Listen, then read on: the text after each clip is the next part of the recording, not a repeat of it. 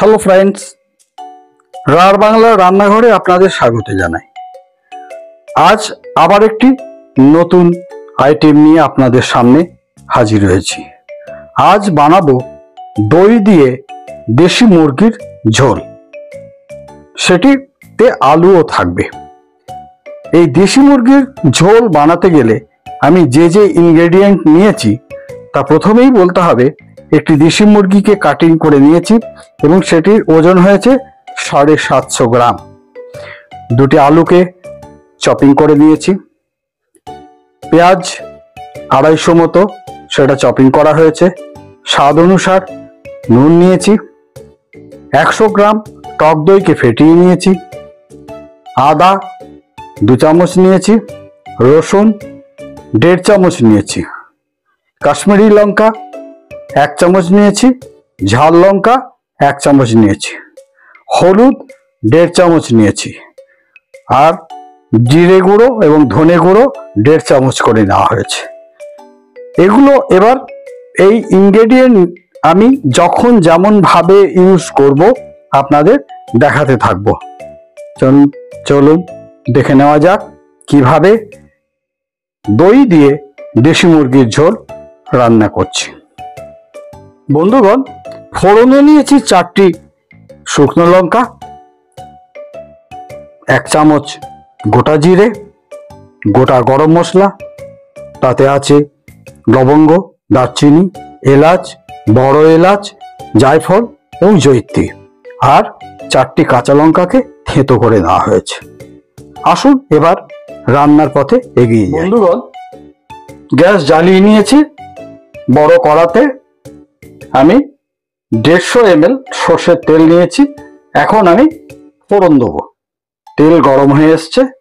তেলটা একটু বেশি গরম করব, কারণ তেলটা জ্বালিয়ে নেওয়াই হচ্ছে মাংস রান্নার পক্ষে সবচেয়ে ভালো নিয়ম। বন্ধুগণ, তেল খুব ভালো গরম হয়ে গেছে। এখন আমি ফোড়ন দিচ্ছি। 4টি শুকনো লঙ্কা, গোটা জিরে, গোটা গরম মশলা,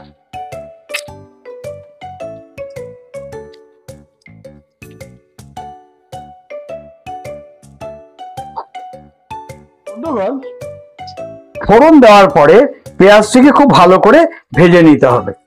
বন্ধুগণ, পেঁয়াজ ভাজাতে সঙ্গে সঙ্গে আমি কিন্তু লবণটি দেবো। লবণ দিলে পেঁয়াজ তাড়াতাড়ি গলে যাবে।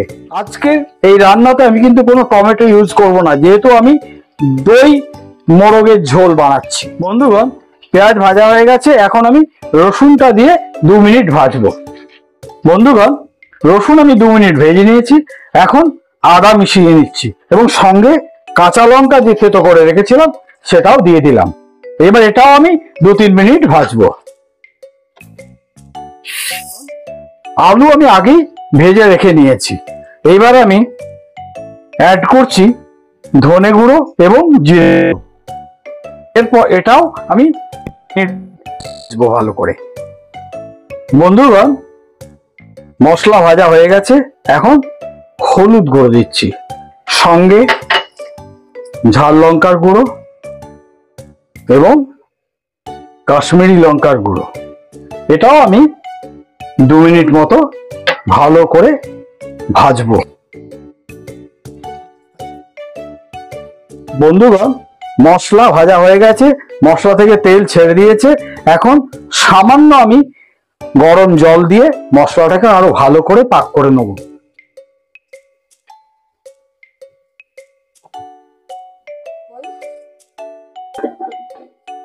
বন্ধুগণ, সবসময় আপনাদের একটা কথা আমি মনে করিয়ে দিই যে আপনারা যখন রান্না করবেন, বিশেষ করে মাংস, কখনোই ঠান্ডা জল ব্যবহার করবেন না। তাতে মাংস আরো স্টিফ হয়ে যাবে। আর দেশি মুরগির ক্ষেত্রে তো একেবারেই নয়। দেশি মুরগি এমনি স্টিফ। আমি এই কষার পরে এটি কিন্তু প্রেসারে আমি দেবো। মশলা খুব ভালো ভাজা হয়ে গেছে, তেল ছেড়ে দিয়েছে মশলা থেকে। এইবার আমি মাংস দিয়ে অন্তত পক্ষে 20 থেকে 25 মিনিট খুব ভালো করে এটাকে কষবো এবং ঢাকা দিয়ে কষবো।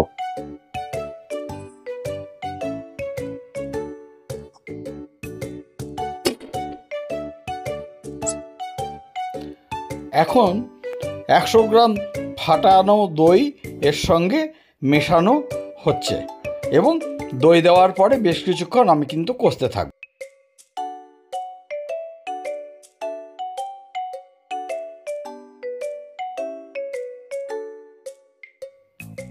এখন ভেজে রাখা আলু এর সঙ্গে মেশানো হবে এবং সেটিও কিছুক্ষণ কষতে হবে। বন্ধুগণ, এখানে একটা কথা বলে রাখি, মাংস রান্নার ক্ষেত্রে যত বেশি কষা যাবে তত তার স্বাদ বাড়বে। মোটামুটি আমি প্রায় 10 মিনিট এইভাবে কষে নিয়েছি এবং আমার এখন রান্না মোটামুটি হয়ে এসছে। এখন আমি এটিকে প্রেসার কুকারে শিফট করব। প্রেসার কুকারে শিফট করার আগে গরম জল দিয়ে মশলাটাকে খুব ভালো করে মিক্সড করে নিতে হবে, তারপরে প্রেসার কুকারে শিফট করতে হবে।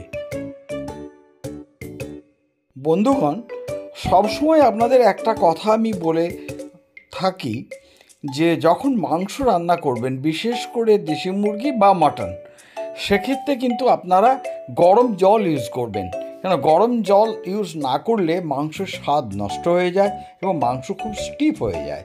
তাই আমি পরিমাণ মতো গরম জল এর সঙ্গে মিশিয়ে প্রেসার কুকারে দিয়ে রাখলাম এবং প্রেসার কুকারের ঢাকনা বন্ধ করে দেওয়া হবে। মাংস রান্না হয়ে গেছে, এখন রেডি টু সার্ভ। বন্ধুগণ, এটি মূলত লাঞ্চ এবং ডিনারের রেসিপি। আমার রান্না যদি আপনাদের ভালো লেগে থাকে আমার চ্যানেলকে সাবস্ক্রাইব, লাইক, শেয়ার করতে ভুলবেন না। কিন্তু আবার আগামী দিনে নতুন কোনো রেসিপি নিয়ে আপনাদের সামনে হাজির হব। আপনাদের অনুপ্রেরণা আমাকে এগিয়ে নিয়ে যেতে সাহায্য করবে।